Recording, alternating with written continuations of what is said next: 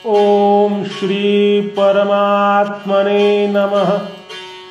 योगाचे ते भाग्य क्षमा आधी दमा इंद्रिये, अवघी भाग्ये येती घरा देव सोय राजालिया। मिरासीचे म्हणून सेत नाही देत पीक उगे, तुका म्हणे उचित जाना उगी शिना काशाला।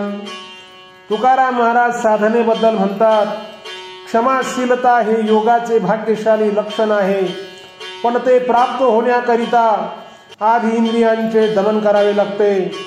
मग देव आपला सोयरा होतो आणि सर्व भाग्ये आपल्या घरी येतात। इनाम मिळालेले शेत असले तरी ते मेहनत, मशागत, पेरणी इत्यादी केल्याशिवाय आपल्या आपण पीक देत नाही। देह, मन इत्यादी सामग्री जरी आयती मिळालेली असली तरी योगाभ्यास केल्याशिवाय मुक्ती मिळत नाही। म्हणून जे योग्य साधन असेल ते तुम्ही जाणून घ्यावे आणि करावे, इतर गोष्टीत व्यर्थ का चिंता। ओम